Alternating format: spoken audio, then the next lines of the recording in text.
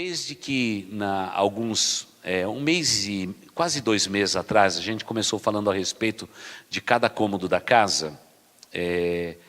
Desde o começo, alguns irmãos mais antigos da igreja pediram para que eu terminasse com o Salmo 127, mostrando as ênfases como eu fiz há 18 anos atrás. Não é? Eu não gosto muito de ficar repetindo. Às vezes, depois de tantos anos, a gente repete fala e até ilustração, mas nunca um sermão, não é? Mas eles insistiram para que eu repetisse isso tudo. E existe um motivo, eu sei, porque essa mensagem mudou a história da nossa igreja. Quando nós éramos pequenos, havia poucas pessoas aqui. Aquele culto à noite foi um dos cultos memoráveis na história desta igreja. É quando Deus começou a mudar todas as coisas, e é isso que eu quero compartilhar com vocês. Tive que buscar lá atrás o esboço para poder compartilhar com vocês. O salmo que eu vou pedir para que eles coloquem lá, e a gente vai ler de novo, é o Salmo 127, que a gente conhece tão bem, mas a abordagem dele é que é muito interessante para nós, tá bom? O Salmo 127, ele é muito precioso. Vamos ler o Salmo 127? Então vamos lá? Se não for o Senhor, o construtor da casa, será inútil trabalhar na construção. Se não é o Senhor que vigia a cidade, será inútil a sentinela montar guarda. Será inútil levantar cedo e dormir tarde, trabalhando arduamente por alimento. O Senhor concede o sono àqueles a quem ama. Os filhos são herança do Senhor, uma recompensa que Ele dá. Como flechas nas mãos do guerreiro, são os filhos nascidos na juventude. Como é feliz o homem, cuja aljava está cheia deles. Não será humilhado quando enfrentar os seus inimigos no tribunal. Amém. Naquela ocasião nós dissemos a respeito do que Deus nos diz a respeito de um marido ou de um homem, chefe de família, o que Deus fala a respeito de uma mulher e o que Ele fala a respeito dos filhos. Então vamos começar por vocês, homens. Claro que o pastor está resumindo para encaixar no nosso horário, porque o pastor não gosta de falar muito aqui, porque tem a jantinha e tem muita gente que quer jantar porque não jantou ainda, não é? Mas a primeira coisa que a gente olha nesse texto, olhando para o versículo 1 e 2, fica claro nesse texto de que Deus é o Senhor de todas as coisas e que dentro desse lar feliz tem um homem que é próspero. Vamos entender agora a palavra prosperidade, porque ele está falando a respeito de levantar cedo, dormir tarde e etc. E que Deus realmente faz todas as coisas. A primeira coisa que nós temos que entender como homens é que tudo aquilo que falar a nosso respeito em matéria de expectativa, as pessoas estavam erradas, porque Deus é quem sabe o que nós somos aqui dentro. Você, homem, tem que entender essa verdade. Talvez você, mulher, não entenda o que o pastor está falando e talvez o teu marido nunca tenha falado a respeito disso, mas é a mais absoluta verdade. Um menino, ele cresce, ele ganha carrinhos, ele ganha realmente bicicleta, ele ganha tudo que se movimenta, adora carros, gosta de carro demasiadamente, todo homem é assim.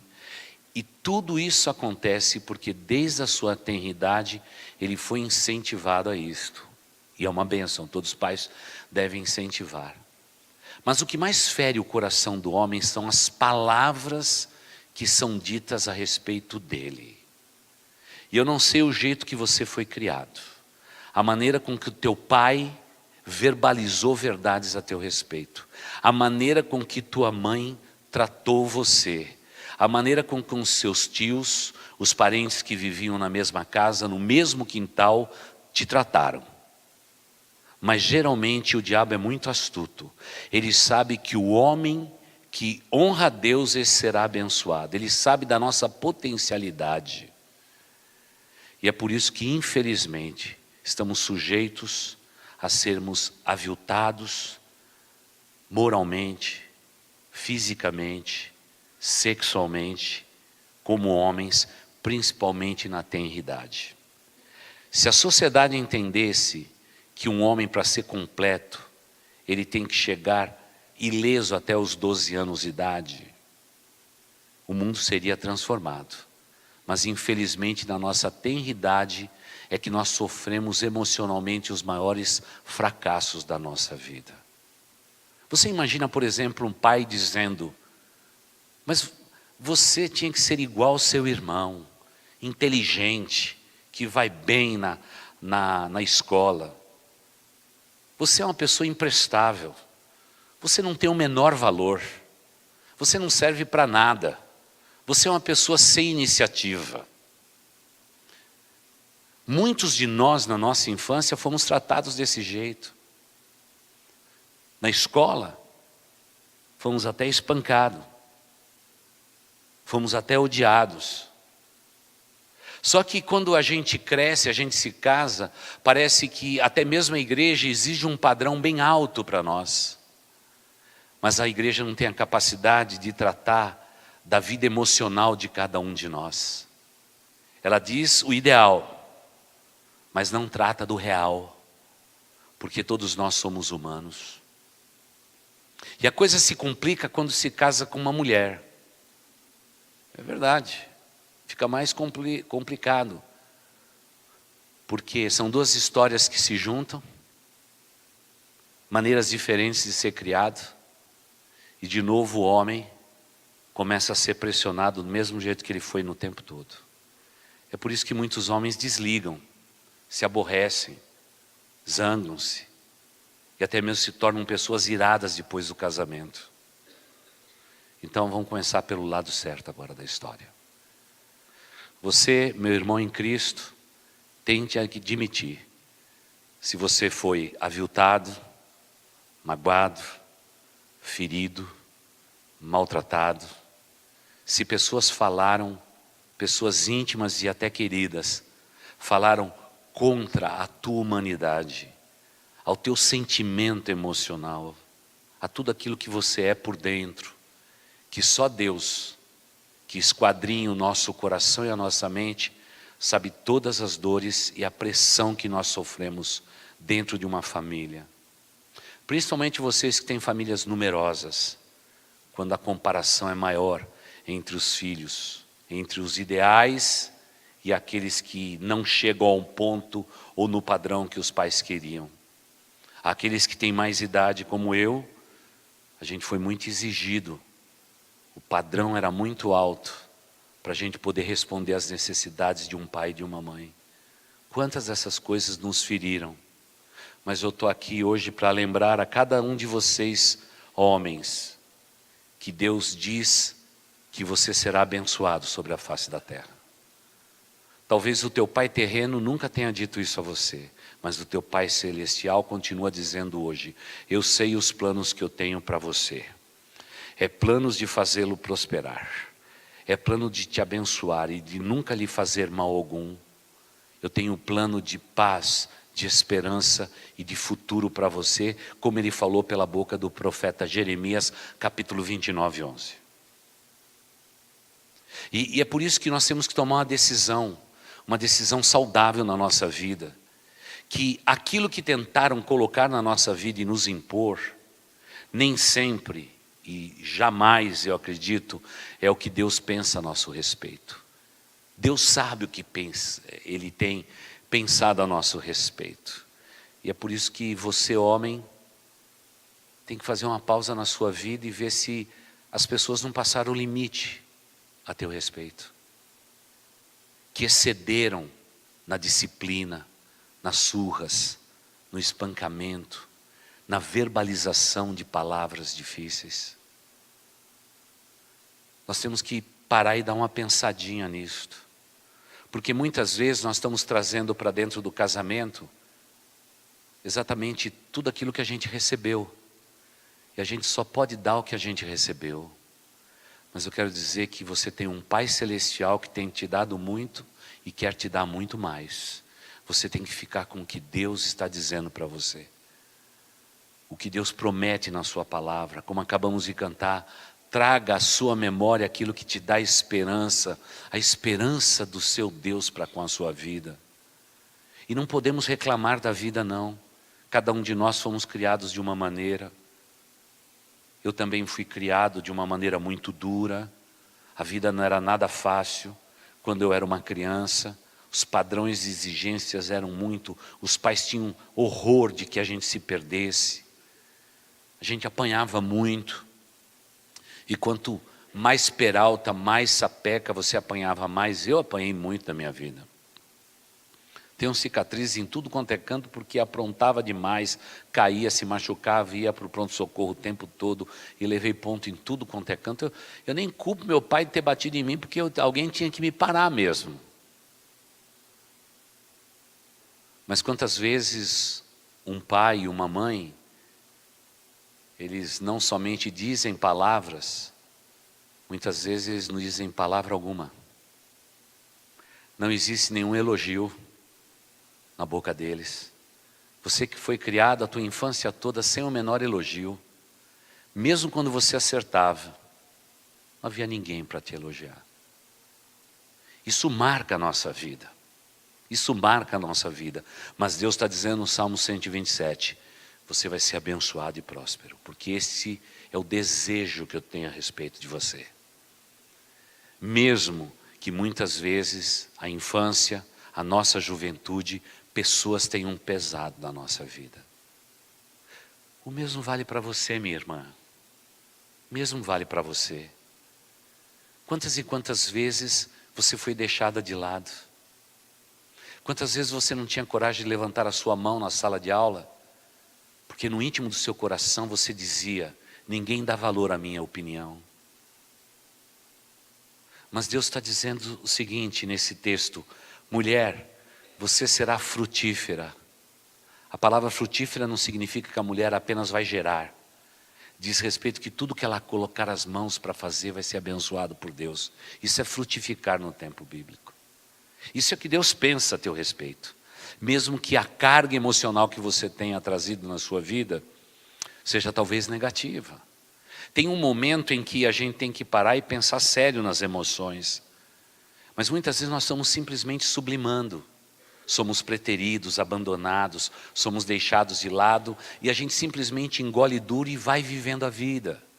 E a vida passa muito rápido. E depois a gente se casa e aí que vem um filtro de Deus, uma peneira de Deus, e aí Deus coloca do nosso lado alguém para curar as nossas feridas. E quando essas feridas começam a ser curadas, sabe o que acontece conosco? A gente começa a reagir ao contrário. No lugar de receber a admoestação, quando a esposa diz assim, você está errado, é como se fosse alguém lá atrás que diz, você nunca acerta. Parece que é uma reprise. E aí os atritos crescem, os atritos se tornam enormes. E infelizmente a vida passa muito rápido e a gente exige do nosso cônjuge aquilo que ele nunca vai poder nos dar. E emocionalmente nós vamos sendo abalados. E é por isso que tem muita gente que está casado, tem um bom casamento, tem excelentes filhos, mas nos seus momentos solitários no travesseiro dizem assim, será que eu sou realmente feliz? Será que a vida vale a pena? Será que tudo isso que a gente está tentando construir tem algum valor? Quantas pessoas que têm tudo o que precisam, mas nos lábios sente um gostinho amargo? É porque a gente nunca encarou de frente as nossas próprias emoções. A gente tem que olhar como cristãos para isso, porque Deus está nos trazendo para uma igreja como essa, para a gente ser livre e consciente. Temos que tratar essas coisas do íntimo do nosso coração. E muitas vezes na igreja não tem tempo para isto. Mas isso é muito sério. Isso é muito sério. E eu me lembro anos atrás, quando a gente falou sobre esse tema desse modo, muitos que estavam presentes naquele dia, numa igreja de origem russa como a nossa, eles tinham sido muito exigidos na infância. Era uma população acima dos 59 anos de idade, uma população bem madura, todos eles já com netos e bisnetos. E como eu vi aqueles russinhos derramarem lágrima naquele dia, naquele culto da noite. Porque talvez pela primeira vez eles disseram: puxa vida, tudo isso aconteceu comigo. Alguns tinham passado por perseguições, guerras internas dos seus países, no leste europeu, vieram para cá, eles traziam marcas nas suas vidas e nunca tinham suspirado fundo para realmente tratar desse assunto. E não se trata de psicologia cristã ou oportunismo de psicologia, isso é vida e é vida verdadeira. O meu histórico era preocupante. Eu agradeço a Deus quando eu comecei a me relacionar com a minha esposa, porque ela me ajudou demais, não é? E um dia ela vem aqui para dizer que eu ajudei ela também. Como eu era uma pessoa insegura, porque nunca ninguém me elogiou. Eu nunca me senti uma pessoa elogiada.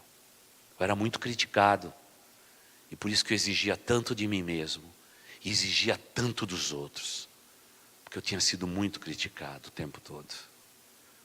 Aí de repente Deus me dá alguém que diz assim: espera um pouquinho, não é bem assim. Eu não te vejo desse modo. Eu acho que a vida não deve ser assim. Aí pronto, aí o negócio fica complexo. Fica pior do que realmente atendimento psicológico, você deitado no divã. É verdade, porque isso é a vida. Muitos de nós não somos bem-sucedidos porque nós acreditamos naquilo que nos disseram no passado. Você é pobre, você tem uma família pobre, eu não posso te dar estudo, você não vai poder ser um homem bem-sucedido, o que eu vou fazer de você é um homem simplesmente trabalhador. E pior do que isso é quando tem algum problema na família original nossa, a gente acaba desenvolvendo uma patologia perigosa, não é? Quantos de nós não tivemos um pai, uma mãe, um tio, uma tia, alguém querido dentro do lar que era um alcoólatra, um bêbado, um viciado? E a tendência natural na nossa psicologia humana é de dizer que nós não somos bem-sucedidos porque nós tínhamos um bêbado em casa. Eu não fui melhor porque eu só tinha problema em casa. Aí a patologia do bêbado virou a patologia da família. A família inteira ficou doente. Tem que alguém se levantar nessa família e dizer: ei, espera um pouquinho. Eu vou trazer à memória aquilo que me dá esperança. E eu tenho um Deus que promete, prometeu, que eu seria abençoado sobre a face da terra. Eu seria um homem, uma mulher abençoado sobre a face da terra. Eu sei o que a vida me entregou, mas eu sei o que Deus me prometeu. Eu sei aquilo que eu vivi na minha infância, mas eu sei o Deus a quem eu sirvo, o Deus que eu tenho. E eu não sei, você como homem, você como mulher, qual é o grau da vida emocional que você tem. Mas muitas vezes nós estamos cometendo hoje graves erros na educação dos nossos filhos, da maneira de viver na igreja, de enxergar a vida, de estabelecer os nossos negócios, exatamente porque estamos arrastando pelas nossas pernas tudo aquilo que ficou lá no passado, porque ficou mal resolvido. Mas Deus diz: se você crê em mim, e se você deixar eu edificar a tua vida, fisicamente falando, emocionalmente falando, espiritualmente falando, se você me deixar eu construir a sua vida, você será abençoado e próspero sobre a face da terra. É promessa de Deus. Ou você crê nisso ou você não crê. Mulher, como diz o verso 3, você vai frutificar, você vai ter filhos, você vai abençoar as nações da terra, seus filhos vão perfumar as nações da terra. É promessa de Deus. É promessa de Deus. Mas veja a mulher, quando o primeiro filho fica rebelde, ela diz assim: acabou o mundo.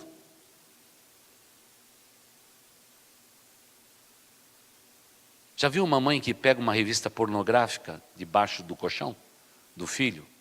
O mundo acabou. Minha irmã querida, Deus diz assim: tudo que sair do teu ventre, tudo que sair da tua mão e da tua boca será abençoado. Eu vou fazer frutificar. O grande problema é que as nossas emoções dizem o contrário. E nós ouvimos mais as nossas emoções do que ouvimos aquilo que Deus declara em sua palavra. Fique com a palavra de Deus ao invés das suas emoções, porque a sua emoção é enganosa. Jeremias capítulo 18 diz que enganoso é o coração do homem, quem pode compreendê-lo? Aí Deus diz assim: eu sou o Deus que compreendo o coração do homem, eu sei o que está lá dentro. Porque muitas vezes nós acreditamos nessas vozes que nós montamos dentro do nosso coração. Já viu quando uma família tem um filho que vem com qualquer defeitozinho de fabricação? Uma mancha no rosto, um autismo e tudo mais? É muito interessante, mulher. Todas as grávidas que passaram por mim lá no domingo disseram assim: que bonitinha que você está. Ah, não, põe a mão assim na barriga e diz assim: eu estou tão feia, pastor. Estou tão feia, estou tão gorda. Não, você está linda, mulher. Está linda. Ai, pastor, só peço uma coisa, que meu filho venha perfeito. É interessante a mulher. Ela está sempre buscando a perfeição. Mas quando alguma coisa foge do controle, ela diz assim: acho que eu sou a culpada disso tudo. Deus diz assim: você não é culpada, minha filha. Eu sei os planos que eu tenho para a vida de vocês. Essa criança é minha, não é tua, porque se os filhos são herança do Senhor, eu sou o dono. Não olha para a manchinha, não olha para o dedinho torto. Tive uma ovelha que nasceu, um menininho com o dedinho torto. Oh, meu Deus do céu, que coisa horrível. E o dedinho estava torto, e o dedinho estava torto. Aquela mulher deixou de ser feliz depois que a criança nasceu, porque o dedinho era torto. Um menino era inteirinho bonito. Era bonito inteiro, alegre, feliz, mais rápido do que todo mundo. Se ele tivesse o dedo torto, aquele do gatilho, ele atiraria melhor do que os outros. Mas a mãe acabada, destruída, porque o dedinho era torto. Mas o mais gostoso de tudo é quando aquele menino veio à frente da igreja, entregou o coração a ele, e ele estava tão impregnado pela palavra e pelo cuidado da mãe, que ele desenvolveu a mesma patologia. Ele disse para mim assim: Deus pode usar um menino como eu, defeituoso? Tanta pressão. Eu disse para aquele menino: Deus não usa um homem pela metade, mas Ele vai te usar por inteiro, porque você é dele desde quando você estava no ventre da sua mãe. Não se preocupe com o seu dedo, se preocupe com a tua alma, com o teu coração, porque isso pode te dar a vida eterna. É com isso que você está preocupado.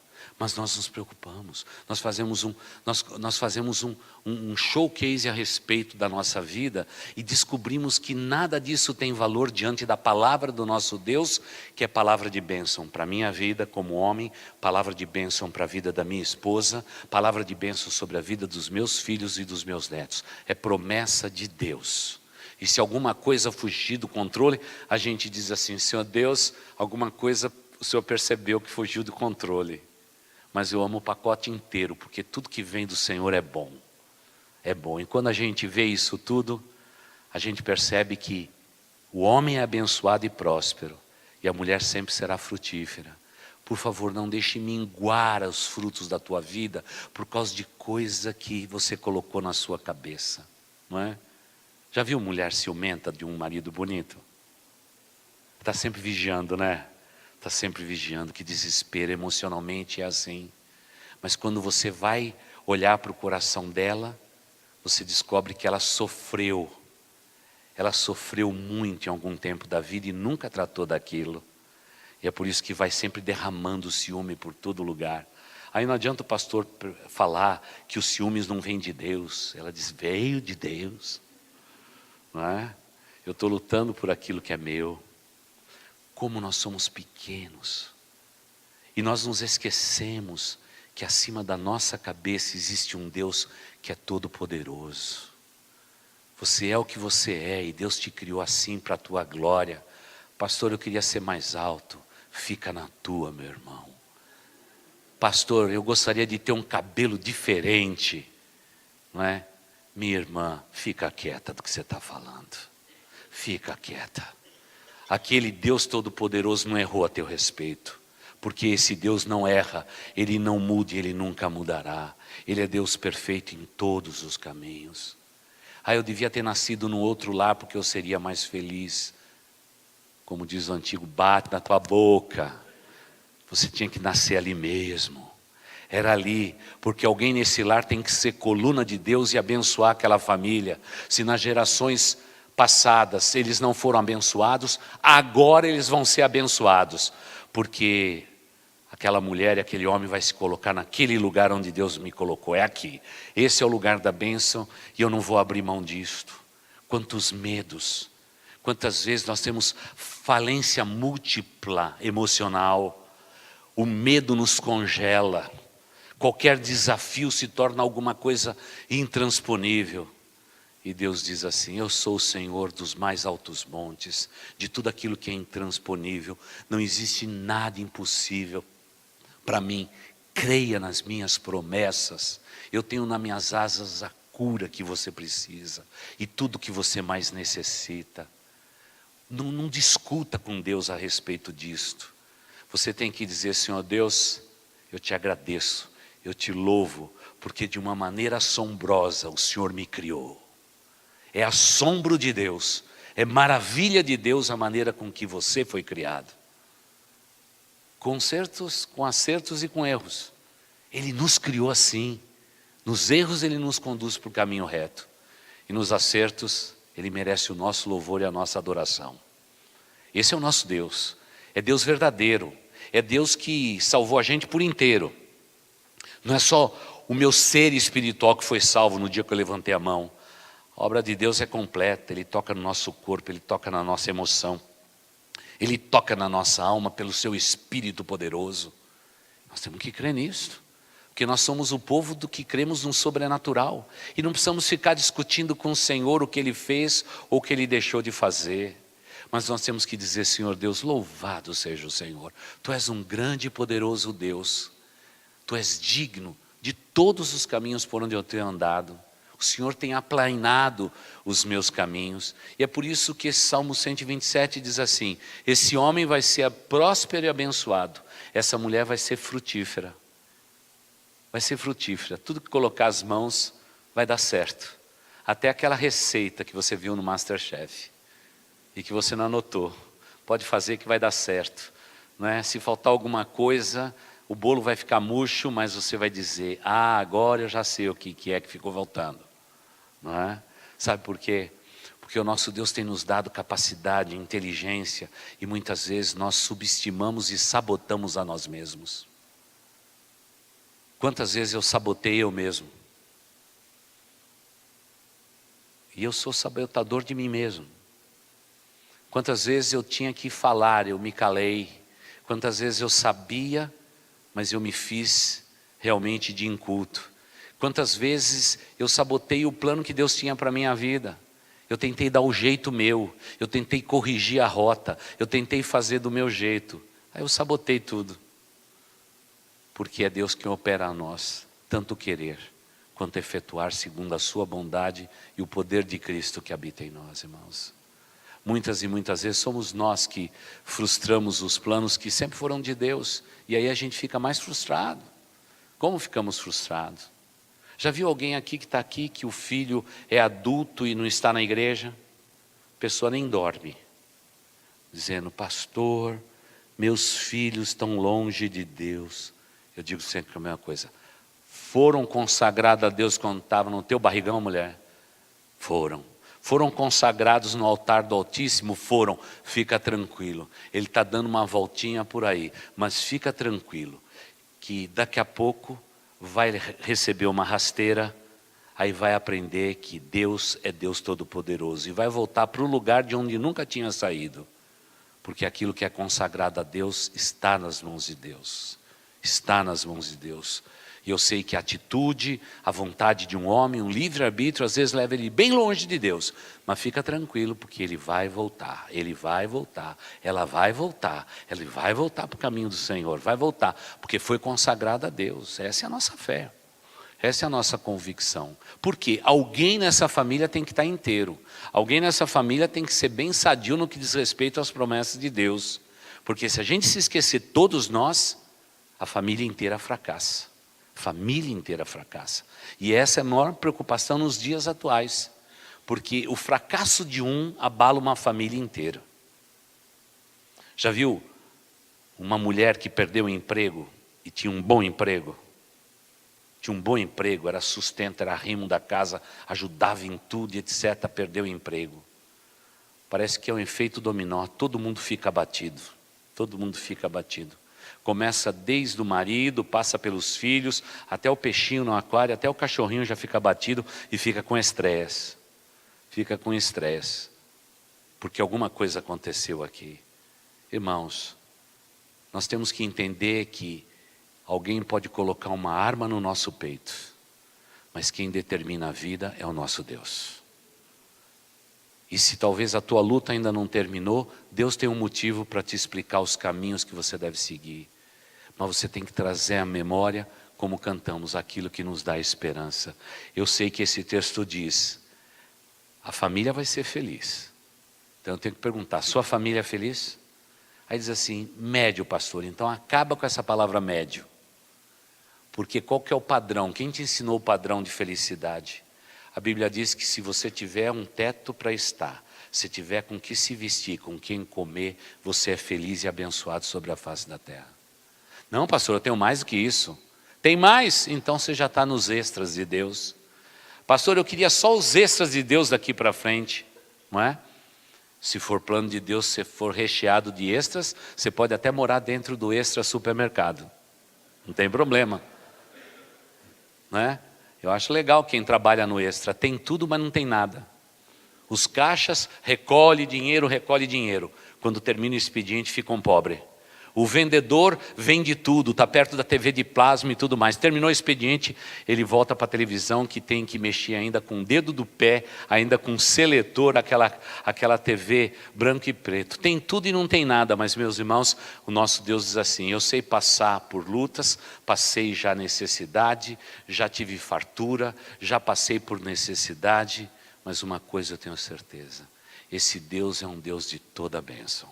Quando Deus vê isso, ele diz assim, você está sendo fiel no pouco, eu vou te colocar sobre o muito, porque você tem sido fiel a mim. Agora, parece que esse evangelho está fora de moda, porque o outro evangelho é que está em moda. Declare agora, você é próspero. Declare agora que você vai ter aquela BMW. Declare agora, declare. É por isso que nós estamos criando uma geração que de um censo para o outro, em 10 anos, é uma geração decepcionada com Deus e com a igreja. Quem que decepcionou? Foi a própria igreja, que vendeu o que ela não podia entregar. Porque o evangelho verdadeiro é este. Se você tiver com que se cobrir, com que se vestir e uma casa para estar, você está debaixo da bênção de Deus. Todo o restante é extra que Deus nos concede. Mas não, hoje a gente tem que estar tudo pronto. Já viu os casaizinhos novos? Tem que estar tudo pronto. Que padrão que esse mundo exige. Coitado de vocês. Coitado, eu fico com dó de todos eles. Tem que ter casa já arrumada, TV de plasma. Tem que ter geladeira, daquelas de última geração, que se assobia, ela abre a porta. Cai gelo e tudo mais. Depois tem que fazer festa. Encher o bucho dos crentes. Não é? Aí vem alguém e diz assim, cobra R$180 por cabeça. Jesus Cristo. Que é isso? Que é isso? Claro que se a família tem condição, enche o bucho dos outros e está tudo certo para mim. Mas que padrão estão exigindo disto? Irmãos, já viu o casamento hoje? Casamento hoje é um negócio terrível. Terrível. O mais importante era assim. A gente ia lá no altar, o pastor erguia a bênção e recebia a bênção de Deus. Aquilo era a coisa mais linda do mundo. Eu quero ser abençoado por Deus. Hoje não. Tem que ter todas as flores. Tem que ter todos os vestidos. Tem que ter todas as damas de honras. Tem que ter, coitada, até a daminha que entra e está debaixo de pressão. Né? Que diz assim, ó, você não vai deixar essa menina dar furo. A mãe ensaia. E às vezes eu estou lá, olhando e assim, vai se repetir tudo de novo. É como se Deus dissesse, você sonhou tudo perfeito, mas eu vou lembrar que tudo aqui é imperfeito. Perfeito vai ser no céu. Aí não quer entrar, aí o noivo olha assim e diz assim, Vai lá buscar, rapaz. Vai buscar o Adaminho, o Damão, vai buscar todo mundo lá, rapaz. Porque o mais importante não é entrar na igreja, o mais importante não é a flor, o mais importante não é a recepção, o mais importante é a bênção que você veio buscar. Porque a flor murcha, o bucho das pessoas, em menos de 5 horas está tudo vazio de novo, irmãos, mas a bênção do Senhor é para sempre. Essa é a diferença. Nós estamos invertendo tudo, irmãos. Porque o maligno tem cegado o nosso entendimento. A coisa mais bonita é aquela hora que você ajoelhou ali, você está assumindo um compromisso com ela de dizer: eu serei abençoado na face da terra, e mulher, você vai ser frutífera. E os nossos filhos serão abençoados sobre a face da terra. É isso que Deus prometeu. Esse é o ponto. Não, mas hoje não. Coitado de nós, pastores. Coitado de nós. Eu vejo a fotografia que eles postam. Aquela foto que o fotógrafo faz, que coloca a cabeça da noiva cobrindo o pastor, quando ela está de costa, é aquela que vai para o Facebook. Aí diz assim: quem fez esse casamento? Será que fui eu? Eu fico lá olhando, não acho não, porque pastor não é mais importante não. Pastor é acessório. Eu não sei para que grava a mensagem, irmãos. Grava mensagem para nada, porque nunca vê. Quando chega lá para mostrar o casamento, mostra a entrada da noiva, a entrada do noivo. Quando chega no pastor, o pastor passa rapidinho. Aí chega no fim, aí para de novo, aí mostra todo mundo enchendo o bucho e tudo mais e tal. Eu digo assim: Senhor Deus, esse povo honra o Senhor com os lábios, mas o coração deles está longe do Senhor. Está longe do Senhor, né? Quantas vezes tem um casamento tão bonito na igreja, né? Vai para a festa e estraga tudo, né? Começa lá com os anos 60, passa por Elvis Presley e termina no funk, no pancadão, sei lá onde que vai ter. A benção que foi buscar lá, os anjos estavam tudo pronto para entregar, e disse para Deus: Senhor Deus, está difícil para abençoar, Senhor. Acho que não é ovelha não, Senhor. Eu acho que é bode. É bode. Por quê? Porque emocionalmente nós queremos ser aceitos pelo mundo. Irmãos, nós precisamos ser aceitos pelo Deus Altíssimo. E Ele nos recebe em amor.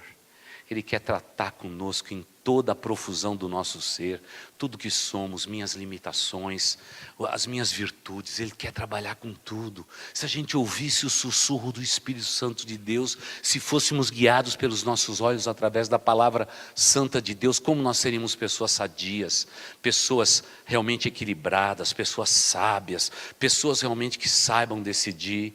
Mas ao invés disso, nós somos confusos demais, estamos sempre sabotando nós mesmos. Que pena que isso aconteça. E aí o texto bíblico vai à frente e diz assim, no verso 3 até 6, os filhos são herança do Senhor, uma recompensa que Ele dá. Como é que vai a tua recompensa? Recompensa? Não, pastor, recompensa para mim é em dinheiro. Não, Deus não dá em dinheiro. Deus dá em filhos. Deus dá em filhos. Você já foi bem recompensado?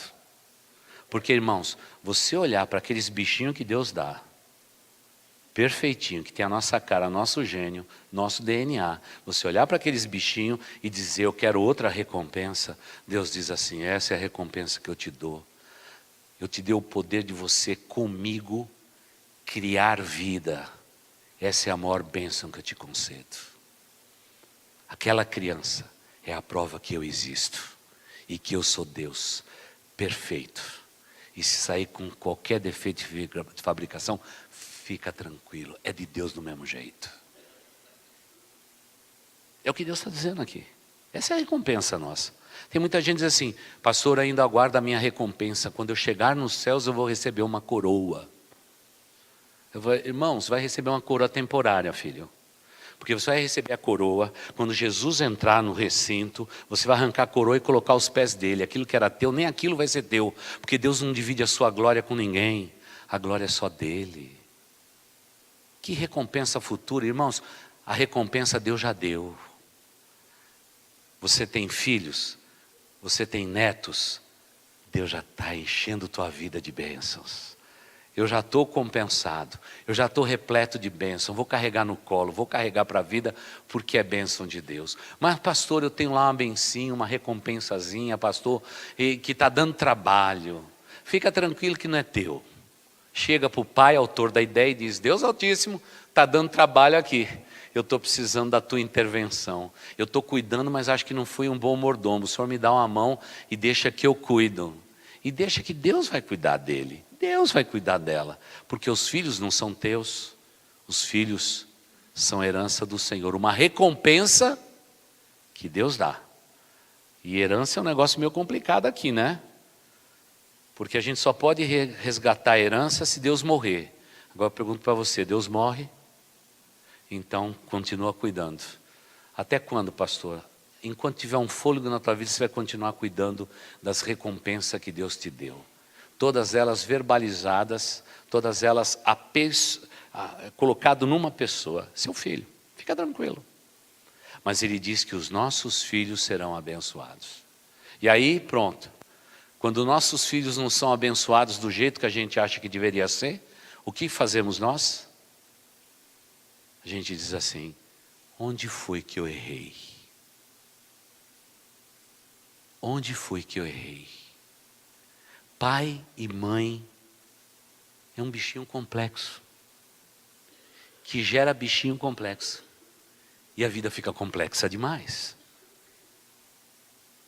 Porque na circunstância da vida, no tic-tac do relógio, nas estações da vida, é Deus que tem um controle de todas as coisas. Há momento em que a gente tem que dar um passo para trás e dizer: Senhor, cuida dos meus filhos. As minhas mãos ficaram limitadas, mas as tuas mãos são grandes. Eu não consigo mais abraçá-los, eu não consigo compreender, mas o Senhor os compreende muito bem. E é por isso que um crente fiel a Deus que crê nessas promessas nunca realmente vai chamar um filho de problema. Vai sempre clamar pelo Deus da solução, porque os nossos filhos, diz a palavra, são bênçãos que o Senhor nos dá. Recebam a bênção. Agora é claro que se eu não faço o primeiro, o segundo, o terceiro passo, eu vou pesar na minha descendência. Eu tive um amigo no seminário, pastor até hoje. Um dia ele sempre estava no nosso quarto, se casou. Aí passado uns 2 anos, a gente está quase concluindo o seminário, nasceu a filhinha. E quando chegou perto da formatura, ele entrou um dia lá no meu quarto desesperado e disse, com a filhinha no colo, e disse assim: estou preocupado. Preocupado com o quê? Ele falou assim: você sabe a mania que eu tenho? Eu falei: você tem uma mania meio esquisita, a gente já falou para você que você tem a mania de sempre pôr a mão no nariz e dar uma sugada no ar. Aí ele falou: olha o que está acontecendo. Colocou aquela menininha ali. Daqui a pouco a menina fez assim, ó. Pegou já. Ele disse: isso me assombra a minha vida inteira. Não é? E a gente chamava ele carinhosamente de pretinho, porque ele era bem pretinho, quer dizer, é pretinho até hoje, né? Não mudou de cor. Eu falava: mas pretinho, não se preocupa com isso não, isso aí vai passar. Ele falou: até hoje eu estou tentando me livrar disso, quando eu fico nervoso, eu vou para o púlpito e começo. E a menininha começou também, estava imitando o pai. E ele disse assim: deve ser um espírito maligno. Vamos repreender o espírito maligno.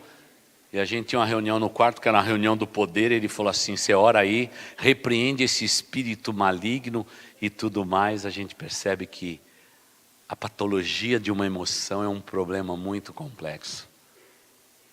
Irmãos, não tem nenhum problema dos filhos nos imitar. Porque eles estão imitando vocês. E vocês estão impregnando na vida deles quem vocês são. E quando eu digo nessa igreja que os nossos filhos serão melhores do que nós, eu estou dizendo que eles precisam ser melhor do que nós. melhor do que eu fui, melhor do que eu penso, melhor do que eu imagino, eles vão ser melhores do que eu, vão ser melhores do que eu. E a gente tem que colocar isso no coração dele, porque Deus diz assim: seus filhos serão abençoados sobre a face da terra. Eles vão mais longe do que onde nós fomos. Hoje mesmo estive numa rádio lá em São Paulo, e vendo aquela garotada, filhos de pastores, que eu vi tudo pequenininho no estúdio de gravação, agora são donos da rádio, cuidando da rádio, que bênção. Um deles falou assim para mim assim: pastor, você se lembra? Eu falei: lembro. Você se lembra mesmo até o que eu vou falar? Lembro. Como que eu podia me esquecer? Você quase morreu eletrocutado no estúdio. Então você lembra, pastor? Que legal, pastor. Essa é a parte mais legal da vida. Eu falei: não foi legal para o teu pai e tua mãe, porque tiveram que sair correndo daqui para a emergência com você, que você tomou um choque pesado.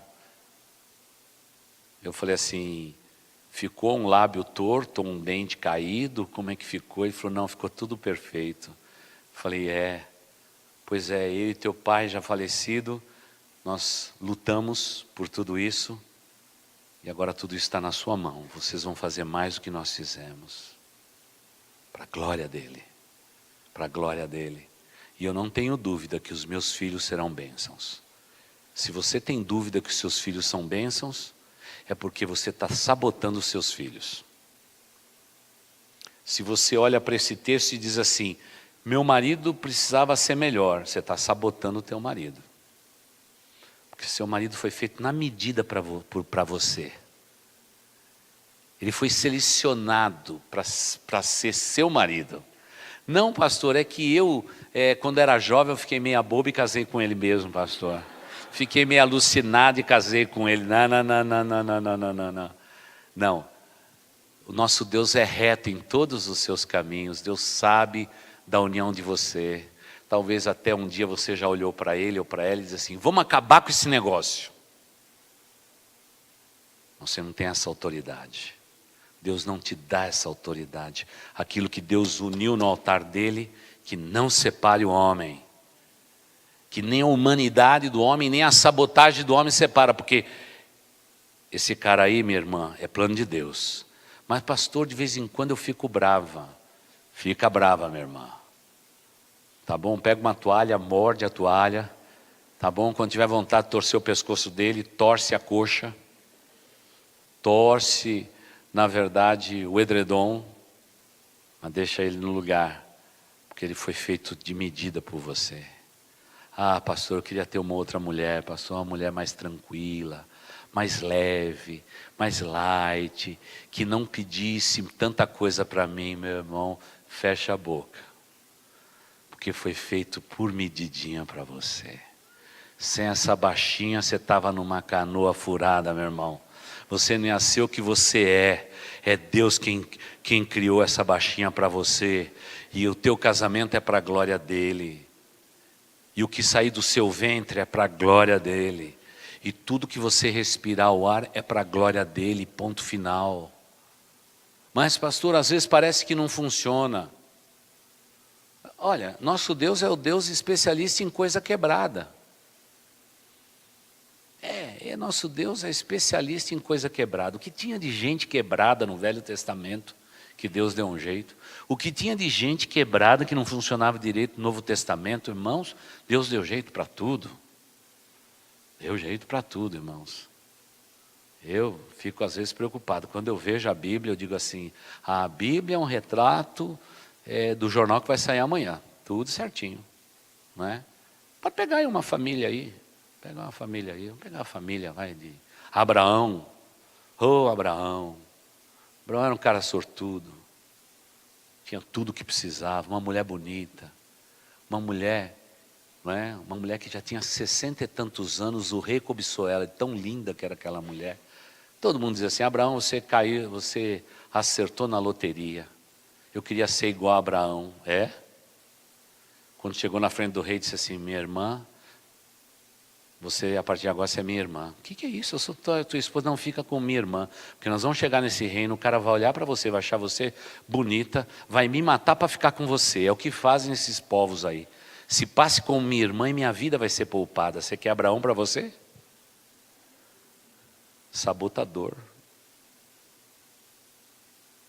Você quer ser Jacó? Eu acho que você não ia gostar de ser Jacó, não. Todo mundo fala José do Egito. Mas aquela túnica cheia de cor, um pai privilegiando um filho ao invés de todos os outros, aquela família não era um bom modelo, não. No entanto, todas elas foram usadas para a glória de Deus. Pastor, a minha família não é muito certa, não. Você tem que ver meu cunhado. O senhor não conhece minha sogra, pastor. Não conhece meu sogro. Fica tranquilo.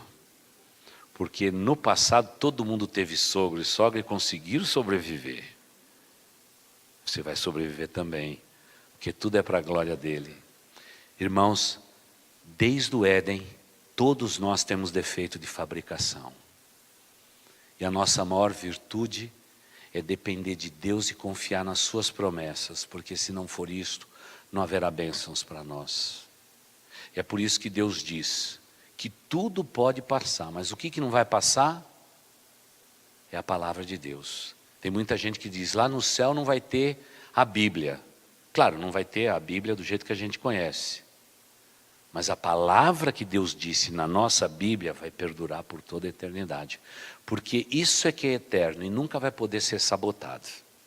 Se bem que tem uns pregadores agora que estão sabotando também a Bíblia. Dizendo que Deus fez, quando Deus não fez, né? Pregando infantilidade, está cheio de coisa errada por aí, toma cuidado. Tem muita gente sabotando Deus. Agora, sua família é única. Não dá para comparar ela com ninguém. Desde da impressão digital de cada um de vocês, a sua pessoa, o jeito que você é, foi Deus quem fez, e fez de maneira perfeita. Eu e a Silvana que estamos ali, a gente nasceu com defeito de fabricação. Não estava do lado de fora, estava dentro. Ninguém me contou.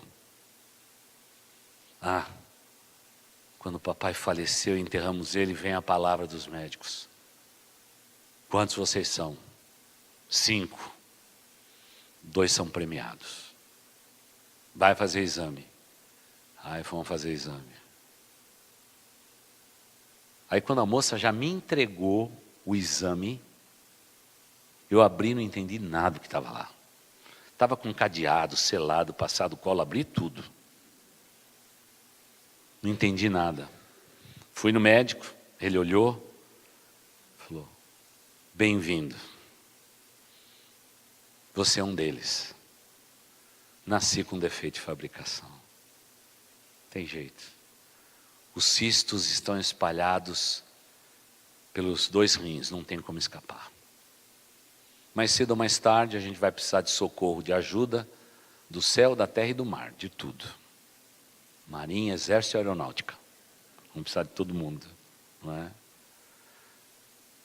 Eu confesso que aquele dia eu parei naquela praça e não queria voltar para casa para dizer para minha esposa que eu tinha um defeito de fabricação. Eu queria que ela pensasse que eu sempre fui perfeito.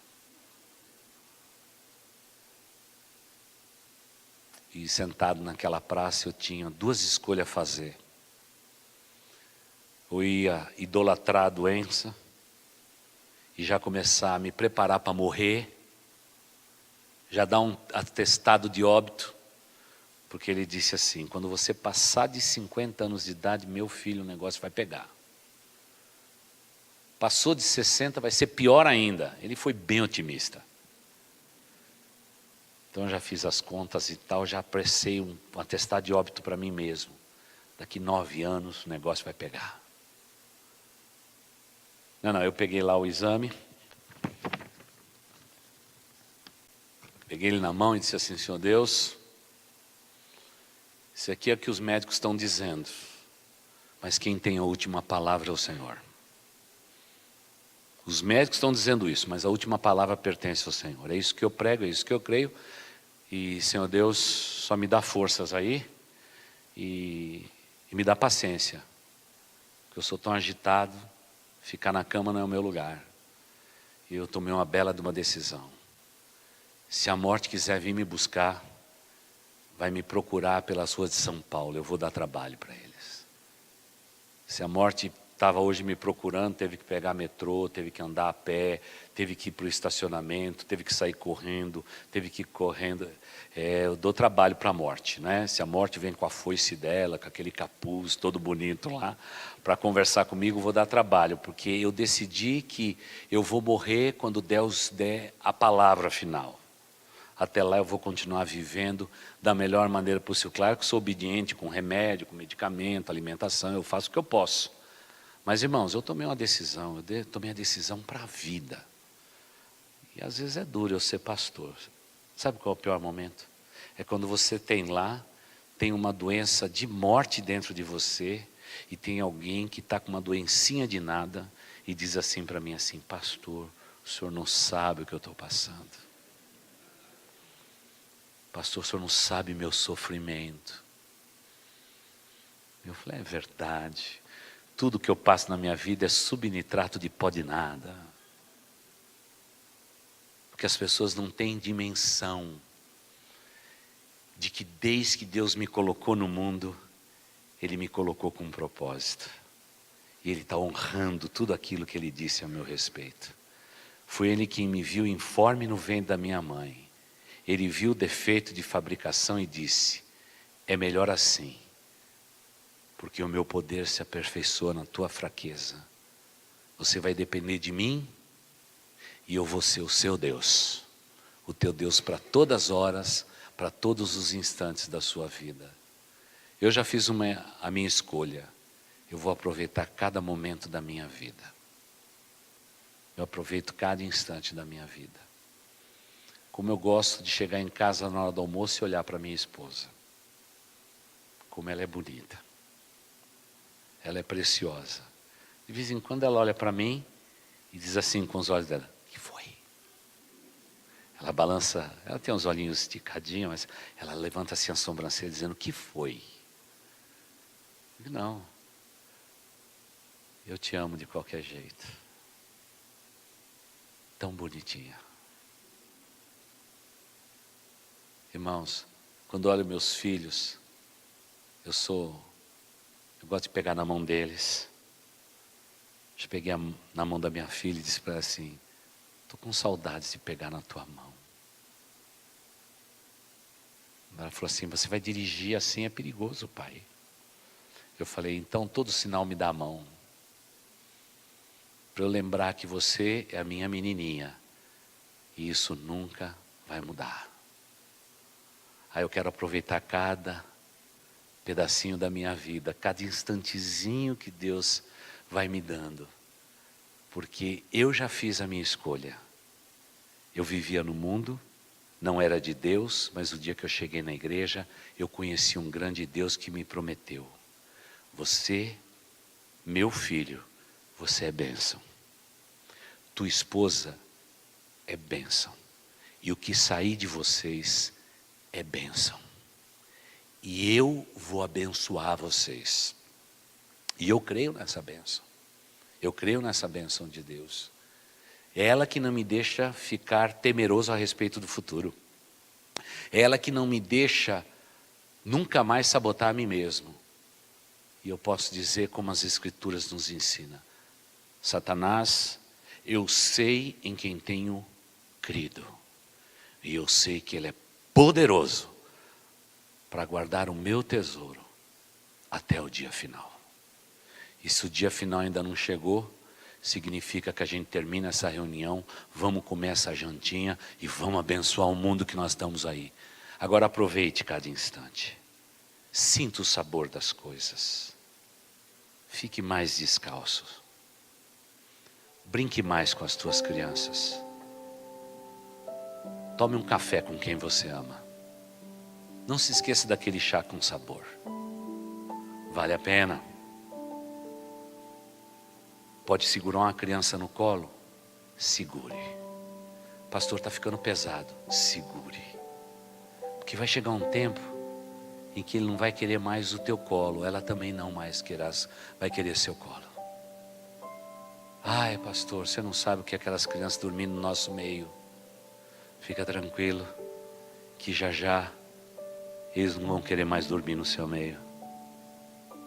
Já já a vida passa, a casa fica vazia e você vai sentir saudades das lutas, das pipocas estouradas, do futebol na sala, do vidro quebrado, dos brinquedos espalhados e as roupas jogadas no chão, porque eles cresceram e foram embora.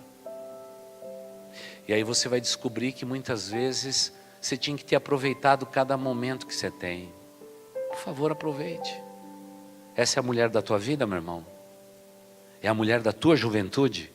A Bíblia diz assim: aproveite a sua vida com a mulher da tua juventude, e a juventude dela vai ficar extensa. Pastor, nós não somos mais jovens, mas Deus, quando declarou aquela palavra, Ele colocou no presente contínuo do verbo. A gente pode ganhar rugas, cabelos brancos, e a gente vai continuar juntos, um do lado do outro, até que Jesus Cristo volte. Custe o que custar, porque nós cristãos já decidimos uma coisa: nós vamos ser felizes, vamos aproveitar cada instante da nossa vida, e a nosso respeito vai ser dito isto: ele será próspero e abençoado, ela, mulher frutífera, e seus filhos, o nome deles é bênção. E irmãos, o que passar disso é mais bênção que Deus dá. Eu voltei a viver quando os netos chegaram. Se a morte queria chegar perto, agora ela vai ter mais problema, porque eu estou muito ocupado com os meus netos. Se ela chegar, ela vai ter que dar um tempo, porque não tem tempo para a morte. Eu só tenho tempo para a vida, e a vida é exuberante na vida dos nossos netos. E tudo aquilo que eu não pude fazer pelos meus filhos, eu vou fazer pelos meus netos. Mas eles serão conhecidos também como abençoados, abençoados. Eu acho que ser feliz é uma escolha, mas eu queria pedir para vocês, em nome de Jesus Cristo, cuidar dessa vida emocional sua, não despreze ela não. Não sabote você mesmo, por favor, porque os planos que Deus tem para vocês são planos grandes. Viva os planos de Deus. Vamos orar. Amado Deus, eu te agradeço pela oportunidade de estarmos aqui compartilhando com os teus servos o que a tua palavra diz. A tua palavra é a verdade. Tu és um Deus de todas as bênçãos. Tu és o Deus que nos salvou e nos redimiu. O Deus que se preocupa com a nossa espiritualidade, com a nossa vida emocional, com o nosso corpo físico. É um Deus que, quando nos salvou, não deixou nenhum pedaço de lado. Ele nos salvou de uma maneira integral. É o homem todo para um Deus que quer tudo do homem, ó Deus. Pai de amor, que não possamos sabotar a nós mesmos. Muitas vezes com os nossos pessimismos, com a nossa murmuração, com o nosso espírito crítico, com o nosso sentimento de sermos mais espirituais do que os outros. E aí, Pai, entramos pelo caminho tortuoso da vida, que nos leva, ó Deus, aos problemas emocionais tão comuns nos dias atuais. Pai de amor, que sejamos pessoas livres e conscientes, e que cada homem aqui presente possa dizer a si mesmo: eu sou bênção de Deus. Que cada mulher virtuosa aqui possa dizer numa noite como essa: eu sou bênção de Deus. E que nós, como marido, mulher, como cônjuges, possamos dizer: os nossos filhos são bênção que o Senhor nos deu. Netos são extras que o Senhor está nos dando em bênçãos na nossa vida. E Pai de amor, nos ensina a sermos felizes com o pouco que tivemos, ó Deus. E se tivermos muito, é o Senhor que deu, louvado seja o Senhor. Mas se tivermos pouco, estaremos assim mesmo felizes, alegres, abençoados sobre a face da terra. Porque a bênção sobre a vida de um homem e de uma mulher não consiste em bens, em uma casa forrada de roupas. Está no amor que o Senhor coloca no nosso coração, as experiências vivas que a gente tira do altar da nossa vida. São os filhos que preenchem o nosso ser, são os netos que alegram os nossos longos dias. Por isso, Pai, abençoa cada casal aqui, que sejamos sinceros e que possamos acreditar naquilo que o Senhor nos diz a respeito, não naquilo que os homens nos disseram a nosso respeito. Pai de amor, o grande sabotador da nossa vida é o diabo.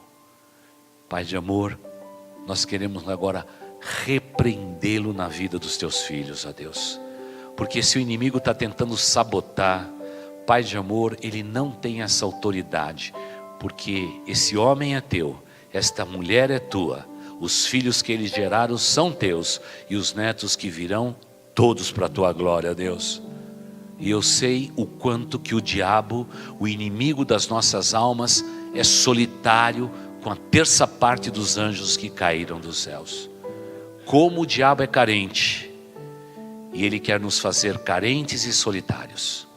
Pai, nós escolhemos a vida, nós escolhemos a família, nós escolhemos a igreja, uma comunidade sadia, ó Deus, e é nesse lugar que nós queremos viver. Por isso, Deus, a tua bênção sobre o coração de cada casal, eu entrego as suas vidas nas suas mãos.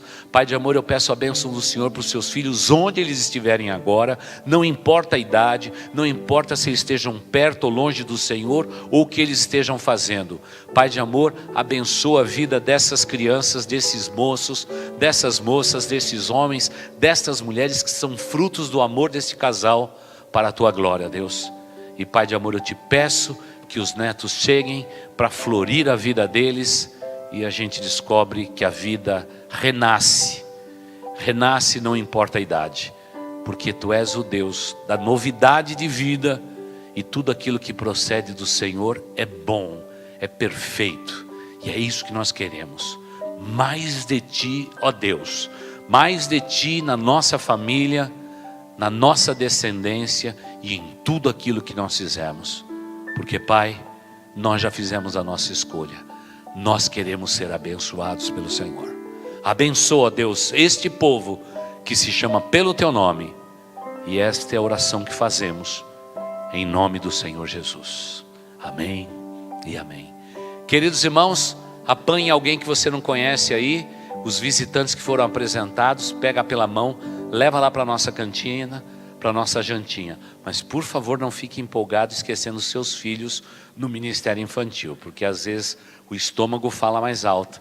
Então, por favor, pegue primeiro os seus filhos e vamos subir para a nossa jantinha. E segundo o que eu fiquei sabendo ontem, vocês vão se surpreender com o que tem preparado para vocês, incluindo a sobremesa que já estava cheirando ontem. Muito bom, viu? Que Deus abençoe. Vão em paz, irmãos.